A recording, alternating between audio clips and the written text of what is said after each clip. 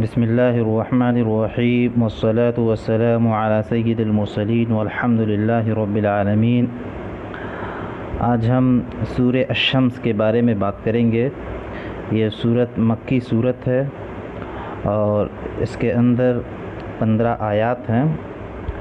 اس سورت کے اندر یہ بتایا گیا ہے کہ انسان کی کامیابی کیا ہے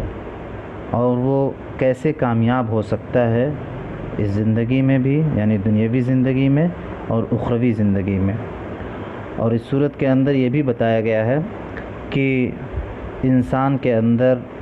اللہ تعالیٰ نے جو شر اور خیر، بدی اور پرہیزگاری کے جو رجحانات پیدا کیے ہیں، اس کو انسان اگر صحیح طریقے سے اس میں امتیاز کرتا ہے، اس میں ڈفرینس کرتا ہے، یعنی اچھائی اور برائی کو اگر وہ اس کے درمیان تمیز کرتا ہے تو وہ کس قدر جو ہے وہ کامیاب بنے گا۔ اور اگر برائی کے ساتھ وہ زندگی گزارتا رہا اور برائی کو جو ہے اچھائی پر جو ہے اس نے غلبہ دے دیا تو وہ ناکام کس طریقے سے ہوگا۔ ان ساری چیزوں کے بارے میں اس صورت میں بتایا گیا ہے۔ آئیے اب ہم اس کا ترجمہ کرتے ہیں اور اس کی تفسیر کرتے ہیں۔ اعوذ باللہ من الشیطان الرجیم، بسم اللہ الرحمن الرحیم۔ والشمس وضحاہا، اس سورت کا جو ٹائٹل ہے، یعنی جو اس کا موضوع ہے، آپ یہ کہہ سکتے ہیں، تو اس سورت کا جو ٹائٹل ہے وہ الشمس ہے، جس کا مطلب ہوتا ہے سورج۔ اور اس کا جو موضوع ہے، یعنی اگر آپ اوورال اس کی جو تھیم دیکھیں گے تو اس کی تھیم یہ ہے کہ انسان کی کامیابی کیا ہے۔ تو والشمس وضحاہا، واو یہاں پہ قسمیہ ہے۔ شمس کا مطلب ہوتا ہے سورج، ضحیٰ کا مطلب ہوتا ہے یہ سورج کی جو روشنی ہوتی ہے اور چاشت کے وقت کی جو روشنی ہوتی ہے اس کو ضحیٰ کہتے ہیں، اور ضحیٰ کا مطلب دھوپ بھی ہے۔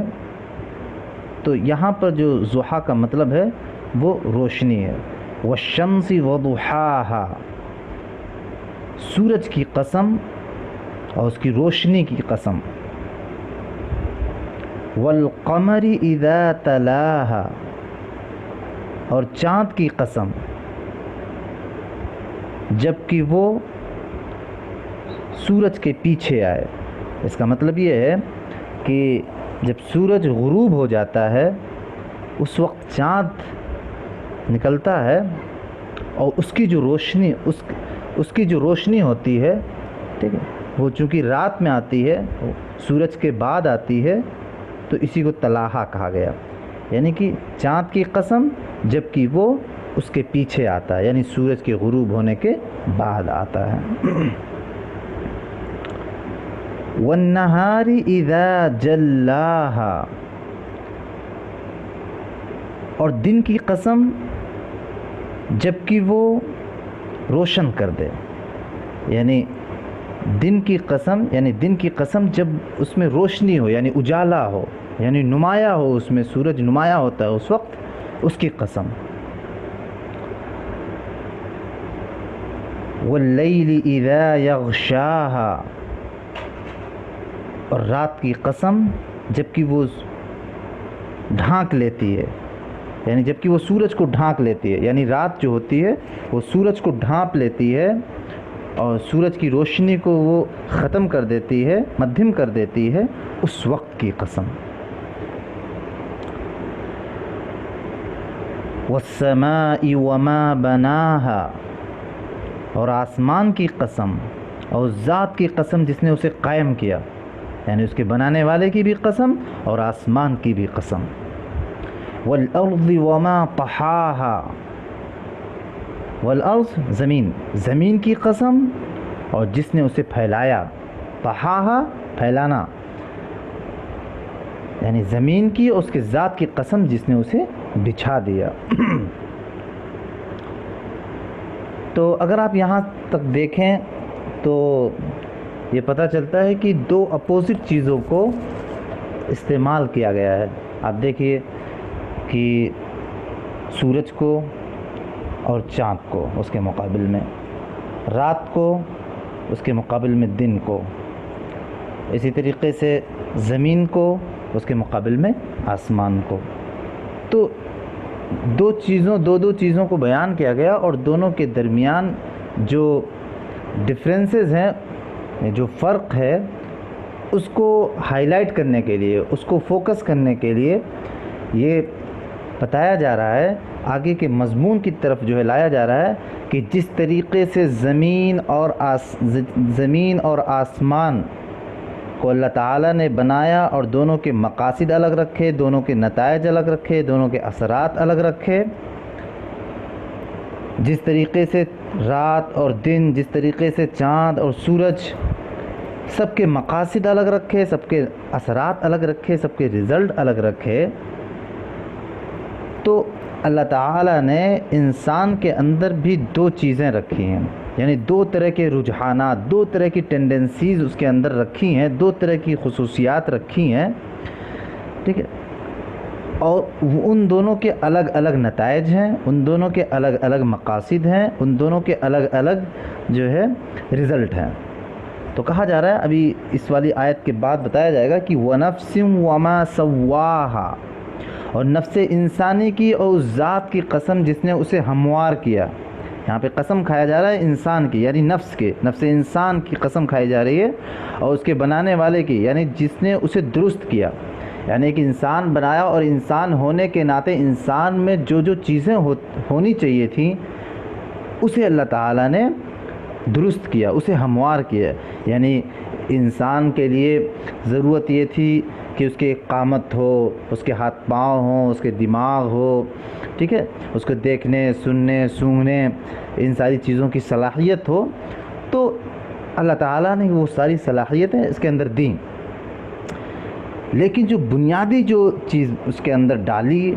وہ دو چیزیں تھیں، فَأَلْهَمَهَا فُجُورَهَا وَتَقْوَاهَا.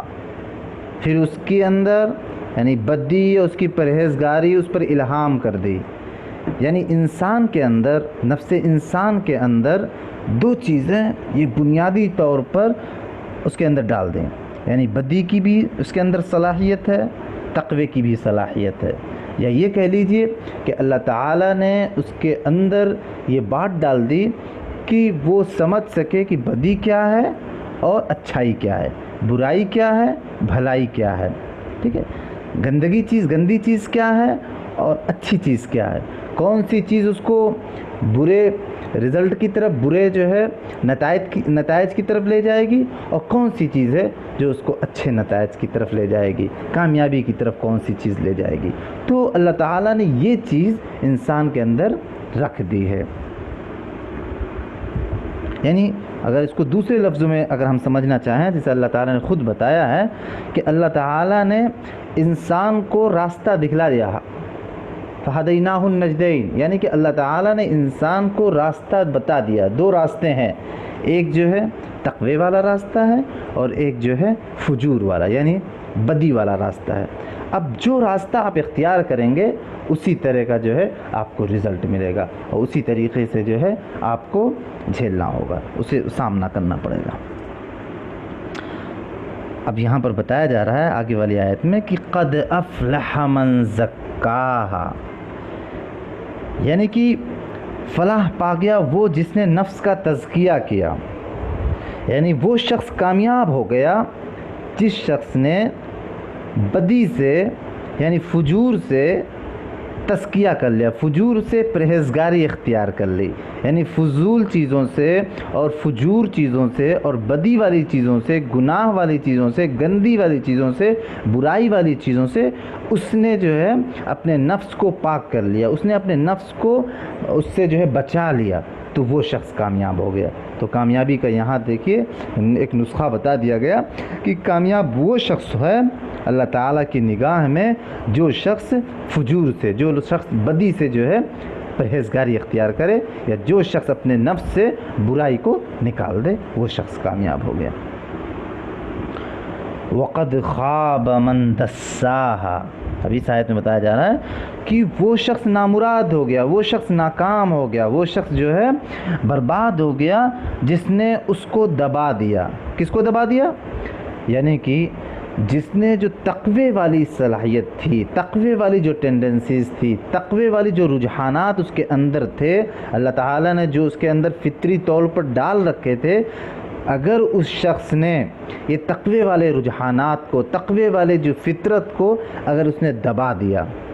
ٹھیک ہے، اور اس طریقے سے دبا دیا کہ برائی غالب آ گئی اور تقوی والی جو چیزیں تھیں وہ دب گئیں، جس طریقے سے جو ہے آپ یہ سمجھ لیجئے کہ آپ قبرستان میں،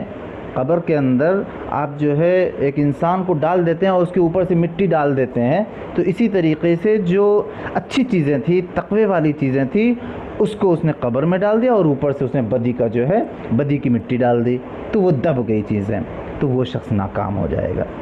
یعنی ہمیں یہ سمجھنا ہوگا کہ ہمارے انسان کے اندر دو طرح کی ٹینڈنسیز ہیں، ہمیں جو ہے اچھی والی جو ٹینڈنسی، اچھے والے جو رجحانات ہیں وہ ہمیں غالب رکھنا ہے، تقوی والے رجحانات کو اپنے اوپر غالب رکھنا ہے، تب کامیاب ہوں گے۔ اگر جو ہے برے والے، بدکاری والے، بدی والے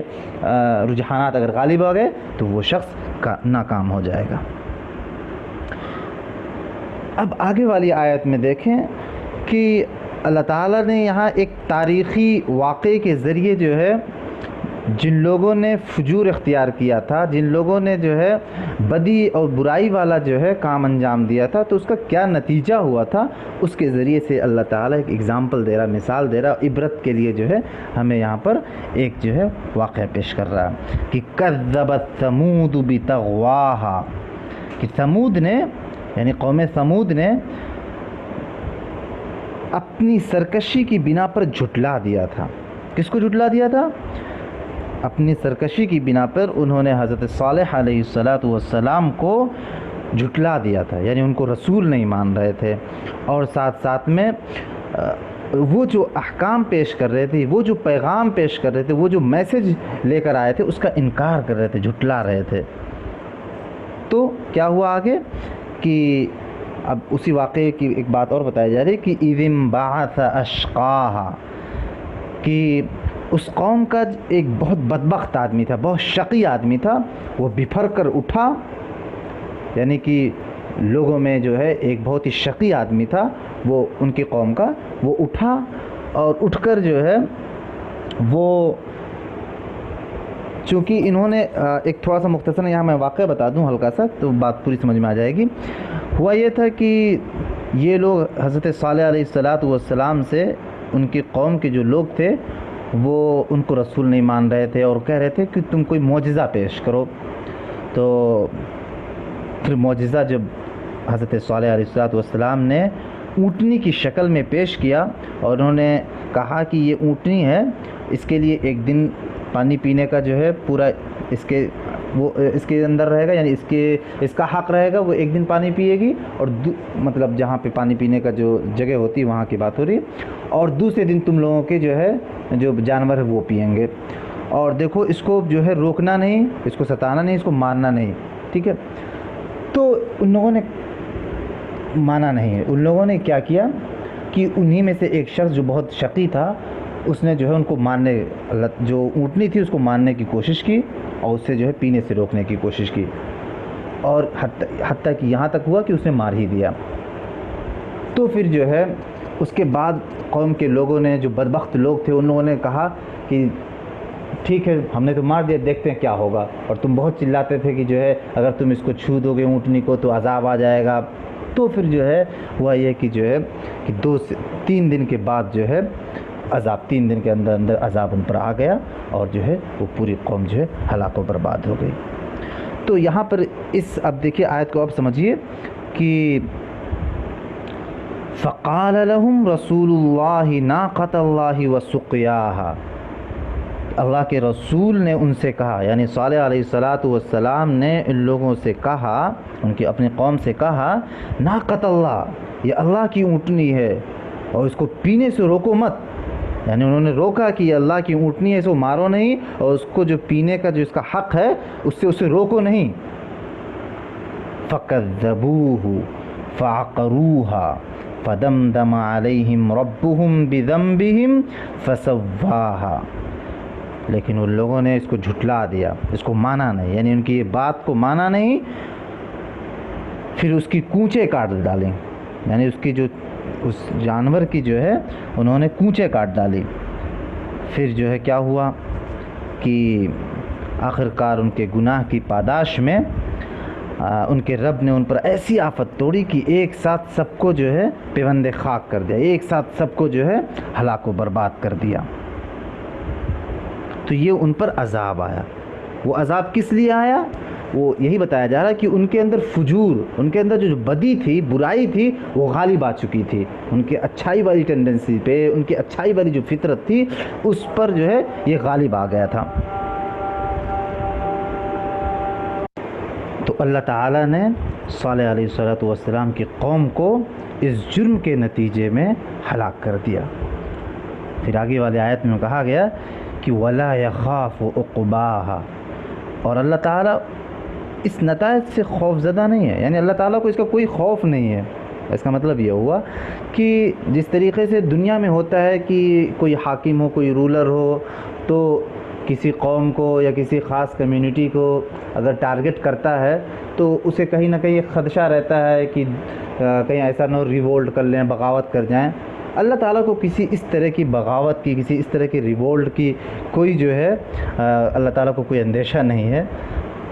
تو اس بات کو یہاں بیان کیا جا رہا ہے کہ اللہ تعالیٰ کو کسی طرح کی جو ہے بغاوت کا اسے اندیشہ نہیں ہے، اور وہ کسی برے نتیجے کا اسے کوئی خوف نہیں ہے۔